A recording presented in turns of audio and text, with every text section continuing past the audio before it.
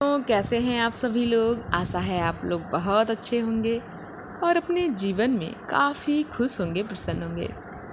तो दोस्तों, स्वागत है आप सभी का आपके अपने ही चैनल जिसका नाम है ज्ञान मंत्र, और जहां हम लोग करते हैं कुछ ज्ञान की बातें। प्यारे दोस्तों, आज की ऊर्जा लेकर मैं प्रस्तुत हूं, और आज की जो ऊर्जा है उसका टॉपिक है सत्य का बोध। तो सत्य का बोध हम सभी को होना बहुत आवश्यक है। यदि सत्य का ज्ञान हमें हो जाता है तो हम अपने जीवन में बहुत ही अच्छे मार्ग का चयन कर पाते हैं। तो दोस्तों, आज की जो यह ऊर्जा है बहुत ही नॉलेजेबल, बहुत ही अच्छा ज्ञान देने वाली है। तो चलिए दोस्तों, बिना देर किए बढ़ते हैं आज की ऊर्जा की ओर। प्रत्येक मनुष्य को सत्य का बोध होना आवश्यक है। इसके अभाव में उसका जीवन मानवता से दूर होकर पशुवत हो जाता है। एक पशु का जीवन सिर्फ पेट प्रजनन तक सीमित रहता है। अगर मनुष्य भी इसी तरह सीमित रहे तो फिर दुर्लभ मानव तन प्राप्त करने का क्या अर्थ है।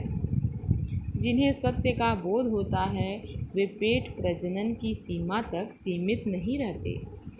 वे तो मानव जीवन को प्राप्त करने के उद्देश्य को जानने, सार्थक करने के प्रयत्न में आत्मिक भाव से जुट जाते हैं। यह मानव जीवन क्या है?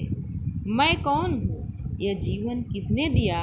मानव तन प्राप्त करने का उद्देश्य क्या है? तो नाना प्रकार के प्रश्न उसके अंतःकरण में उठने लगते हैं।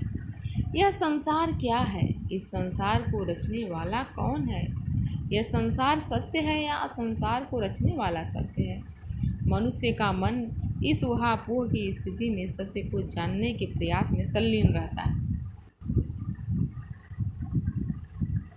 जब वह इस सत्य की खोज में गहराई की तल में उतर जाता है तो सम्यक रूप में अंतर्ध्वनि सुनाई देती है। मैं शरीर नहीं, आत्मा हूँ, परमात्मा का दिव्य अंश हूँ। परम पिता ने विश्व उद्यान की देखभाल के लिए मुझे माली के रूप में उत्पन्न किया है, लेकिन सत्य के बोध के अभाव में मनुष्य ठीक इसके विपरीत कार्य करता है। क्या कार्य करता है? फिर दुखी ढंग से जीवन यापन करता है। यह जीवन की मुक्ति नहीं अपितु बंधन है। इस बंधन से मुक्त होने, मोक्ष प्राप्ति के लिए मनुष्य को धर्म के पथ पर चलने का शास्त्रीय निर्देश है। शास्त्रों में प्रत्येक मनुष्य को साधना, उपासना करके धर्म की राह पर चलते हुए अंतर्मुख होकर जीवन जीने का स्पष्ट निर्देश वर्णित है। लेकिन प्रायः व्यक्ति ऐसा नहीं करते। जब व्यक्ति साधना की गहराई में जाता है तो उसे सत्य का बोध होता है। वह स्वयं को परमात्मा से जोड़ता है। तब उसे आनंद के दिव्य स्रोत का बोध होता है और फिर उसे जीवन में सुख, शांति और खुशी मिलती है। तो मुकेश ऋषि जी के द्वारा आज की यह ऊर्जा बहुत ही अच्छी, ज्ञानवर्धक आज की यह ऊर्जा, जिसमें हमें यह बताया गया कि जो सत्य है वह क्या है। हमें कैसे प्रश्न अपने मन से करने चाहिए। यह मानव जीवन क्या है? मैं कौन हूँ? यह जीवन किसने दिया?